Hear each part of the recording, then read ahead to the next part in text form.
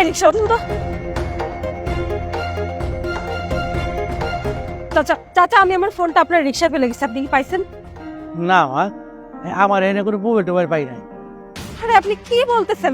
এই মাত্রই তো আমি আপনার রিক্সা থেকে নেমে গেলাম, 5 মিনিটও হয়নি আর এর মধ্যে ফোনটা হাওয়া হয়ে গেল। শুনেন, আপনি উল্টো পাল্টা কথা বন্ধ করেন আর আমার ফোনটা আমাকে ফেরত দেন। না গো মা, আমার মনে তোমার পুরো ভুল হইতেছে, তুমি হয়তো অন্য কোনো জায়গায় মোবাইল ফালাই এসো। দেখেন চাচা, এসব উল্টো পাল্টা কথা বন্ধ করুন আর ভালোই ভালো আমার ফোনটা আমাকে ফেরত দিন। মা গো, আমি কইলাম তো আমি আপনার মোবাইল দেই নাই। কি ব্যাপার মনি, তুমি আমাকে এখানে কেন ডেকেছো? তুমি না বললে পার্কে দেখা করবে, তাহলে এখানে কেন? সৈকত দেখো না, এই লোকটা আমার ফোনটা নিয়েছে কিন্তু এখন আমাকে ফেরত দিচ্ছে না। ওনাকে বলো আমার ফোন ফেরত দিতে। কি হলো, চুপচাপ আছো কেন? মারে, আমি তো তোমার কইছি আমি তোমার মোবাইল দেই নাই। জান, তুই একটু কষ্টা, আমি আর মোবাইল লই নাই। বাবা, আপনি এমন ভাবে কথা বলতেছেন মনে হচ্ছে ও আপনার ছেলে। শুনুন, এসব কথা বাদ দিন। আমি আপনার রিক্সায় চড়ে এখানে এসেছি, রিক্সা থেকে নামছি আমি, আর এখন ফোনের কথা ও বলবে? আমি খুব ভালো করে জানি ফোনটা আপনি নিয়েছেন। সৈকত, আমার কিন্তু মাথা গরম হয়ে যাচ্ছে, তুমি ওনাকে বলো আমার ফোনটা আমাকে ফেরত দিতে। ওর মোবাইলটা দিয়ে দিন। কি হলো, আমার ফোনটা আমাকে ফেরত দিন।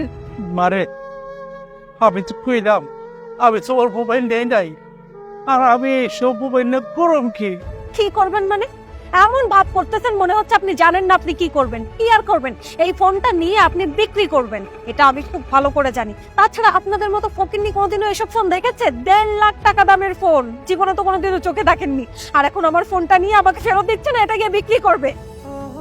আমার দরকার নেই ওর মোবাইল, আমি রিক্সা চালাই কষ্ট করে আমার পেট চালাই, আমার কি এমন লয় আমি আসছি। বুঝতে পেরেছি, আমি ভালোই ভালোই আপনার সাথে কথা বলছি তো, এই জন্য আপনি ফোনটা আমাকে ফেরত দিচ্ছেন না। আমি এক্ষুনি সেনাবাহিনীর কাছে ফোন দিচ্ছি। আরে আরে, এই সামান্য বিষয় নিয়ে কেন সেনাবাহিনীকে কল দিতে হবে? আরে তা আমি কি করব? উনি তো আমার ফোনটা দিচ্ছে না, ওনাকে আমার ফোনটা দিতে বলো। চাচা, ফোনটা যদি আপনি নিয়ে থাকেন তাহলে ফোনটা দিয়ে দিন। শুধু শুধু সেনাবাহিনী আসলে একটা ঝামেলা তৈরি হবে। চাচা, আমি চাচা, ঠিক আছে, থানা পুলিশ হয়েও আমি আজকে যাবো থানায়। কি হয়েছে ম্যাডাম? দেখুন না স্যার, উনি আমার ফোনটা চুরি করেছেন, আমি ফেরত দিতে বলছি কিন্তু আমাকে ফেরত দিচ্ছে না। কি ব্যাপার চাচা? ওনার মোবাইল দিয়ে আপনি কি করবেন? যার মোবাইল তাকে দিয়ে দেন। স্যার, আমি তো নেই নাই মোবাইল। জি না, ওনার কথা বিশ্বাস করবেন না। আমার স্পষ্ট ভাবে মনে আছে, আমি যখন বাসা থেকে বের হইছি আমার হাতে এই ফোনটা ছিল, আমি এই রিক্সায় করে এসেছি, উনি আমার ফোনটা নিয়েছে।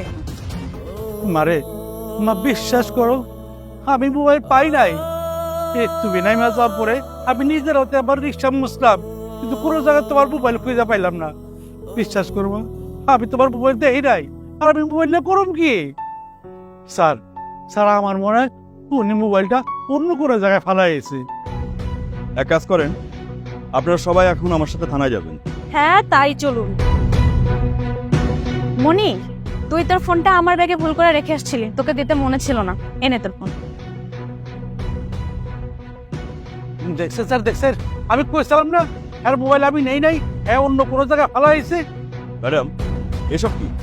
সরি স্যার, আমি আসলে ভুলে গিয়েছিলাম যে ফোনটা আমি ওর ব্যাগে রেখে এসেছি। চাচা, চাচা আই এম রিয়েলি সরি, আপনি প্লিজ আমাকে মাফ করবেন। শুধুমাত্র সরি বললেই হলো? আপনি কি জানেন আপনার এই ভুলের জন্য একটা মানুষের জেল হতে পারত? আপনি যে ভুল করেছেন উল্টো আপনার নামে এখন মামলা হয়, এটা কি জানেন আপনি?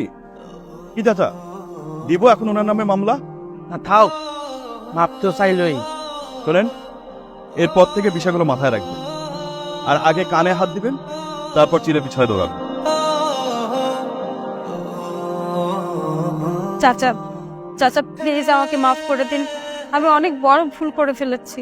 মারে একটা কথা কয়ে দিতে পারে, এরপর তো কাউরে চোর করার আগে নিজে চিন্তা করে ভালো করে খুঁজ যাবাই যা, এরপর কইবা। চাচা সরি। মৌ চল। সৈকত চল। তোমরা যাও, আমি আসছি।